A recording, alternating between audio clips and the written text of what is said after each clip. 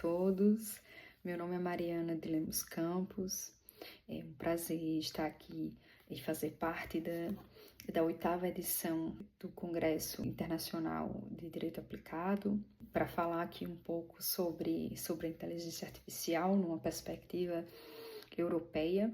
A ideia aqui é trazer alguns pontos da prática e da teoria. Não pretendo aqui falar com vocês sobre o regulamento em si, o regulamento tem esses pontos. Acredito que um resumo do regulamento é algo que a própria inteligência artificial poderia fazer de uma maneira muito melhor, mais eficiente do que qualquer informação que eu poderia trazer aqui. Evitaria de vocês terem de assistir 30 minutos de um vídeo. Portanto, a ideia aqui é trazer sim os pontos do regulamento europeu, mas estabelecer um paralelo com o que nós temos visto na prática. Não é? Eu vivo em Portugal, portanto a perspectiva é mais nesse sentido português, mas como eu trabalho com outros mercados, tem aqui alguma perspectiva mais europeia mesmo. Eu tenho um doutorado na área, aqui na Universidade de Lisboa, na Faculdade de Direito da Universidade de Lisboa. Fiz a minha tese sobre veículos autônomos e o problema da responsabilidade, não é? Como repensar essa responsabilidade. A minha área de base é teoria e filosofia do direito, portanto, é nesta área, então, é uma perspectiva muito mais assim, reflexiva, tem uma componente ético-jurídica, questões morais que têm de ser repensadas, não é? Que tipo de programação, que tipo de valores, mas há também uma componente mais objetiva, mais prática do direito tanto civil quanto do direito penal. Mas essa questão zetética, o meu mestrado é na UFPE, essa questão zetética também é muito presente na tese. Foram quase 8 anos com esta dedicação, mas eu também considero muito importante a questão prática. Eu sou advogada de empresas de tecnologia já há alguns anos e também colaboro com a Universidade e a Faculdade de Direito de Lisboa no mestrado, no LLM, um mestrado em Direito, AI and Law, com as aulas para os mestrandos que estão mais interessados nessa seara. Dito isso, espero que não fique muito monótona a apresentação, que vocês não se percam. Eu não tenho aqui pontos, não é, para seguir para que vocês tenham visibilidade da ideia do que eu quero passar aqui, mas de toda forma é isso de trazer alguns pontos do que existe no regulamento europeu, o regulamento 2024 de 2024, né, do ano 2024, o regulamento 1689. Bem, eu acho que é quase impossível iniciar qualquer fala sobre inteligência artificial sem tentar definir o que é inteligência artificial. Tem uma professora da UFPE, que é a professora Larissa Leal, que fala sempre, né, definamos os conceitos e depois dialoguemos. Eu acho isso efetivamente muito interessante. O problema para nós advogados, quando alguém começa a tentar estabelecer o que é inteligência artificial e passou daquela frase, inteligência artificial é uma tecnologia, tudo que vem depois a gente já se perdeu, né? É muito técnico, é muito específico, é muito difícil de entender. Mariana, mas existem pessoas que se dedicaram mais, estudaram mais, você entende? Não necessariamente. São conceitos técnicos muito específicos, não é porque eu fiz um doutorado na área de inteligência artificial, o doutorado é em direito, mas com o objeto de estudo da inteligência artificial, que eu possa ser técnica, eu não sou front-end, back-end, eu tenho algum conhecimento, sim, mas ele é limitado. E nós, advogados, não precisamos virar assim, grandes especialistas a fundo em questões técnicas da inteligência artificial. Precisamos sim entender algumas questões técnicas. E aí, essa questão da definição da inteligência artificial, ela vem como um dos pontos mais importantes do regulamento europeu. No regulamento europeu, não existe uma definição do que seja inteligência artificial. É um conceito muito concreto. Ele trabalha, o regulamento trabalha duas nomenclaturas relacionadas à inteligência artificial: sistemas de inteligência artificial e modelos de inteligência artificial. É isso que é mencionado. A bem da verdade, o modelo de inteligência artificial, ele não é contemplado pelo regulamento. Então, se você tem um modelo de inteligência artificial, você não está adstrito a essas regras. E essa parte é muito importante, porque, na verdade, estabelece, em sua maioria, as obrigações, não é? Portanto, primeiro, uma questão muito importante é tentar perceber isso. O modelo de inteligência artificial é essa parte mais matemática, é a parte algorítmica, é um algoritmo treinado. O sistema é um todo complexo, não é como se fosse um modelo de inteligência artificial, é como se fosse assim, um motor de um carro, e o sistema é o carro inteiro.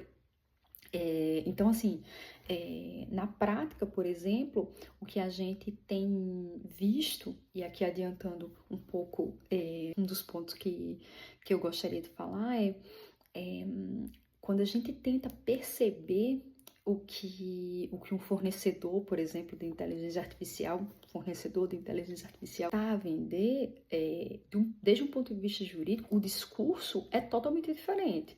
Então, o comercial chega para falar comigo, por exemplo, e ele chega com, tem um fornecedor que olha, incrível, é uma ideia disruptiva, é sempre assim, uma tecnologia que ninguém nunca viu na vida. É sempre assim, inteligência artificial melhorando tudo, trazendo uma revolução incrível. Quando é para o jurídico ter reunião com essa parte externa, né, com esse fornecedor, para tentar perceber, ok, incrível, o que é que você faz efetivamente? O discurso muda, não é? Quando é para estabelecer as obrigações e etc., muda completamente.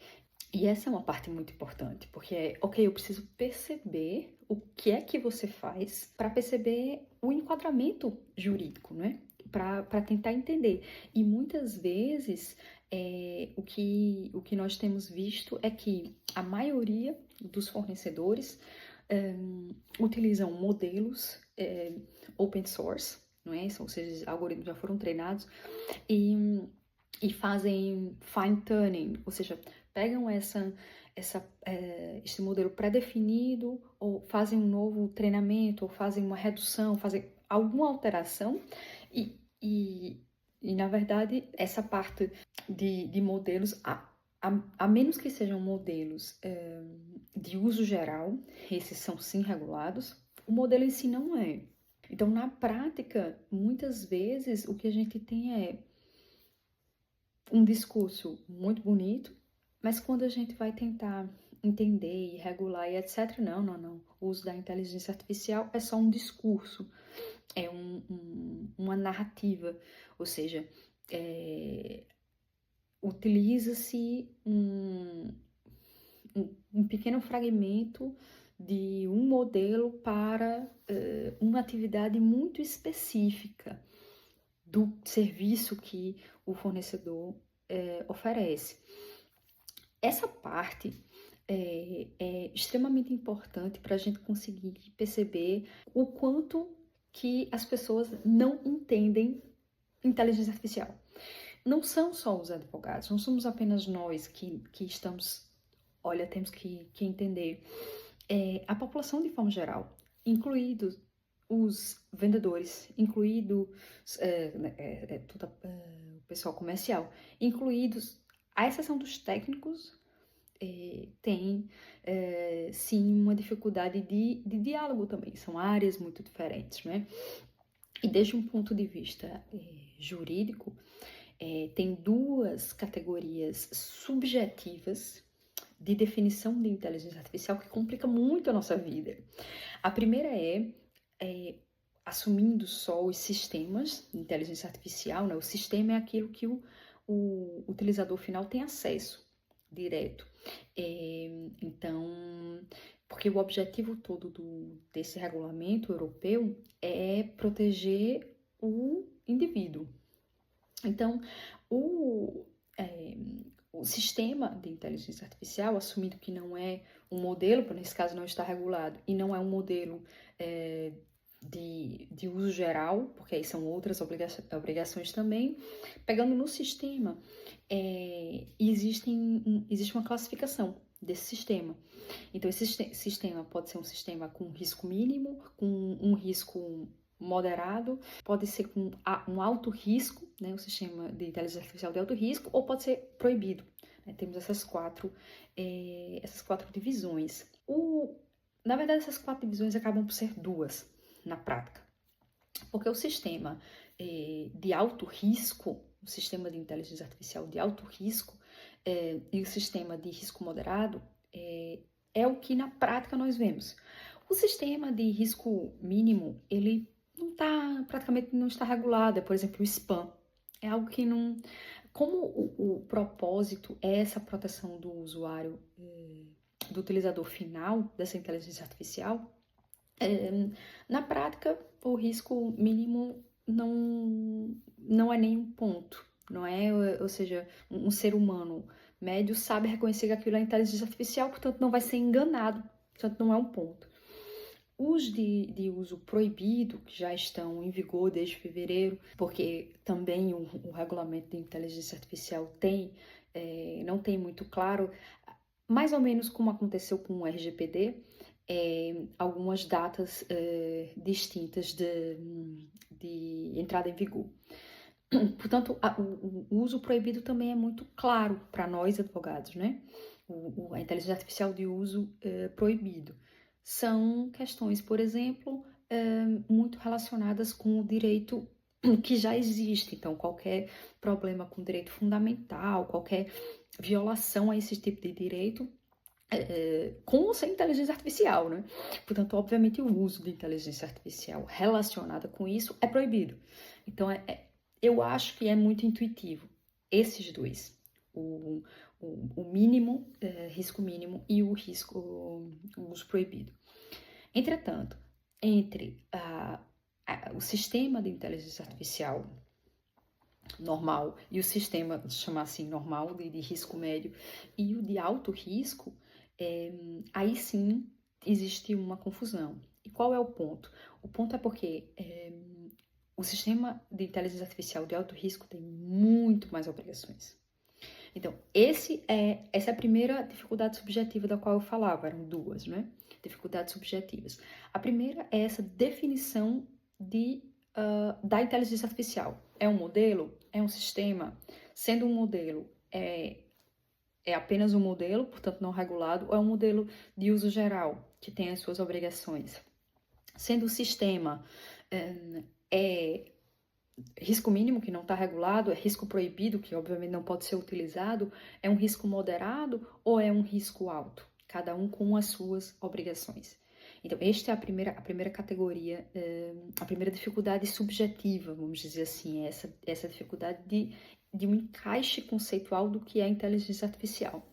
A segunda, de acordo com o regulamento, claro, a segunda dificuldade são os atores. Ou seja, o regulamento ele traz a definição de operador como uma definição mais geral, né? O operator pode ser muitos desses atores, mas existe uma subdivisão, existem categorias que são os fornecedores, desenvolvedores, né? Utilizadores profissionais, os importadores. Então, o regulamento da inteligência artificial colocou assim a cadeia muito bem definida de qualquer pessoa física ou jurídica que esteja disponibilizando essa inteligência artificial, esse sistema de inteligência artificial, porque na verdade, a grande maioria das vezes, o regulamento faz referência ao sistema de inteligência artificial. É mais ou menos essa definição. Mas aí chega o fornecedor e me explica o que ele faz, e nós temos que estabelecer, primeiro, qual é o papel dele. Então, ele vem e me fornece essa inteligência artificial, esse serviço, né, que inclui inteligência artificial, para colocar de forma mais geral. E eu sou o cliente final, há um outro cliente final, é uma subcontratação, como é que ficam essas questões? Então, é preciso entender o que é que ele faz, para estabelecer se aquilo que ele faz, qual é o tipo, né, categoria da inteligência artificial, e também para estabelecer os atores, quem sou eu nessa cadeia, quem é você, e mais importante do que tudo, onde está o utilizador final. E na prática, como eu dizia, é muito difícil, porque o discurso de marketing, o discurso de venda dessa inteligência artificial é absolutamente distinto do discurso jurídico, porque obviamente se teme a responsabilidade, não é? O regulamento europeu de inteligência artificial consegue ser pior do que o RGPD, pior no sentido de mais gravoso para as empresas, melhor no sentido de proteção, pois estabelece até 7%, no RGPD era 4%, como penalização, né, do valor total anual da empresa. Portanto, em empresas de grande porte, isso representa, obviamente, um prejuízo considerável, mas nas startups e scale-ups também. É tanto que o regulamento de inteligência artificial agora está sendo alterado para ter uma flexibilização e para tornar mais fácil para as empresas de menor porte cumprir esses requisitos, porque são muitas obrigações, na verdade. E aí, ainda um pouco sobre essa questão de como é percebido o regulamento de inteligência artificial, e para além de toda a dificuldade que existe de comunicação entre áreas diferentes, não é? do direito, técnico, comercial, existe também a falsa ideia, muitas vezes dos próprios juristas, de que a inteligência artificial, o regulamento de inteligência artificial, ele existe como um mecanismo que exclusivamente está preocupado com uma relação que exista entre proteção de dados pessoais ou confidencialidade. Também, sim, também. Mas as questões da inteligência artificial, o regulamento da inteligência artificial traz em si obrigações. E essas obrigações, elas são independentes desses outros fatores. Óbvio que se a gente cruza as questões de proteção de dados pessoais, por exemplo, ou questão de confidencialidade, se a gente cruza com a questão da inteligência artificial e principalmente modelos de uso geral, por exemplo, o estrago, não é? Vamos dizer assim, ele pode ser massivo. Entretanto, a própria inteligência artificial tem as suas, como dizia eu, tem as suas obrigações. Então, por exemplo, uma obrigação de transparência. Essa também é uma obrigação muito difícil de explicar na prática. Não apenas porque o regulamento não estabelece como deve ser feito, mas porque parece que o advogado está mentindo. Então, a obrigação de transparência é a obrigação de informar ao utilizador final que, olha, você está lidando com inteligência artificial. E muitas vezes, a parte comercial, né, a grande inovação que existe por parte da empresa, a solução de, é o quê?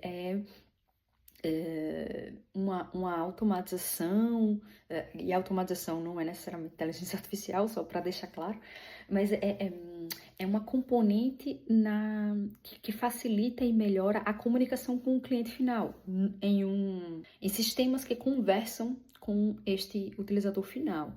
É, e já aconteceu muitas vezes de eu tentar explicar, olha, mas a gente tem que avisar ao utilizador final, de alguma forma é preciso ser avisado que ele está a falar com inteligência artificial. E a resposta que eu escuto quase sempre de um não jurista é: mas como assim? Se a ideia é ter uma solução que vai tirar carga de trabalho da pessoa física, como é que você quer que eu diga? Olha, você está lidando com uma máquina, isso vai perder credibilidade para a minha empresa, como é que eu faço isso? Não sei, estou aqui para dizer que tem que ser, estou aqui para lhe explicar que o regulamento não lhe dá a opção de não o fazer. Não explica como, né? Não explica se é um estrelinha, se é uma mensagem, mas o utilizador final tem de ser informado. Então, muitas vezes essas obrigações ficam parecendo que, não, Mariana, você inventou da sua cabeça essa informação, porque não é possível que a grande vantagem de ter inteligência artificial no meu call center, tem agora que informar o cliente final, e eu perco toda a ideia de ser, sim, tem no artigo 50, salvo erro, do regulamento está estabelecido a obrigação de transparência. Outra obrigação que existe, que é específica do regulamento de inteligência artificial, é a supervisão humana, e esse é crítico, não que as outras obrigações também não sejam. Essa é específica para quando falamos de inteligência artificial, sistemas de inteligência artificial de alto risco, mas está muito relacionado com a questão da alucinação, que também é outra questão muito difícil de explicar. A inteligência artificial, esse sistema de inteligência artificial, ele, por sua própria natureza, ele não dá para garantir que os resultados não vão sofrer algum tipo de desvio, ou seja, que não vai haver alucinação, não dá para garantir isso. E por causa disso mesmo, é necessário ter uma supervisão humana, para que seja garantido, não é, que esse output errado que possa existir não prejudique alguns seres humanos. Por causa de tudo isso que eu estou aqui falando, o regulamento de inteligência artificial estabelece também a obrigação de uma alfabetização em relação à inteligência artificial. Foi um dos primeiros pontos a entrar em vigor, na verdade, nessa linha cronológica de entrada em vigor. Um dos primeiros pontos foi isso, é obrigatório que colaboradores de empresa, por exemplo, entendam sobre a inteligência artificial. Mas como é que você pede, o regulamento, pede isso como um objetivo e não explica como fazê-lo? Porque não existem traços mínimos de explicabilidade, ou seja, não existem referências. O artigo diz simplesmente, olha, garanto que as pessoas têm essa informação, mas como? Que tipo de informação? A informação geral que existe é muito vaga, não é? A maioria das pessoas pensa que quando falamos de inteligência artificial, que a inteligência artificial é o quê? É o ChatGPT, é o Claude, isso é inteligência artificial. E não é? Existe um mundo, existe um cenário muito diverso nesse sentido. Portanto, temos tido algumas dificuldades na prática de estabelecer o regulamento. Acredito que, a semelhança do que aconteceu com o RGPD, existe uma relutância, existe uma expectativa, acho que muitas vezes desarrazoada, de que o documento seja alterado reiteradamente. Eu não acho que isso vai acontecer. O documento está, sim, para ser alterado. Essa questão da alfabetização em IA, por exemplo, vai ser mais bem detalhada e explicada. As obrigações para sistemas de inteligência artificial de alto risco vão ser postergadas, as obrigações para entrar em vigor. Tem algumas alterações que estão, sim, a caminho, já foram decididas que vão acontecer, estamos à espera do texto final, mas a parte dessas alterações, me parece que mesmo a semelhança do LGPD, dizia eu, e mesmo com a relutância, é uma realidade, que tem de ser regulada, não é? Tem sempre muito a brincadeira da comparação entre a Europa, a China e os Estados Unidos, e a verdade é que, seja como for, a Europa ainda tem formas de estabelecer critérios para que as obrigações impostas nos seus regulamentos, não é? Que são regulamentos diferentes de diretivas que precisam ser transpostas. Os regulamentos, eles são de aplicação imediata. E eles conseguem, a União Europeia tem ainda força para que esses regulamentos consigam ter extraterritorialidade, não é? Ou seja, assim, novamente, assim como acontece com o RGPD, que se tiver uma pessoa da União Europeia ainda que o tratamento de dados seja aconteça em qualquer outro lado, é aplicável também para a inteligência artificial. No momento que é colocado à disposição no mercado, na União Europeia, ainda que seja uma situação não inicialmente na União Europeia, um importador, um representante, etc., acaba por ter esse impacto extraterritorial. E é isso, era mais ou menos isso que eu tinha pensado em conversar aqui um pouco com vocês. Na verdade, entendo todas as dificuldades que eu mesma tenho de tentar estabelecer essa regulação da inteligência artificial na minha tese de doutorado. Talvez tenha ficado um pouco mais fácil, porque são veículos autônomos, ou seja, existe um hardware muito específico, é mais fácil de ver, de perceber. Inteligência artificial, um carro que está andando sozinho, mas na prática, a definição do que é modelo, do que é sistema, a classificação de cada um, o que é o ator, acaba por trazer algumas dificuldades. E é isso, espero que esses comentários tenham aguçado alguma curiosidade, porque nós precisamos de colegas não apenas dedicados ao estudo, mas também atuando na área para termos também esse contexto jurídico cada vez mais bem formado em relação à inteligência artificial.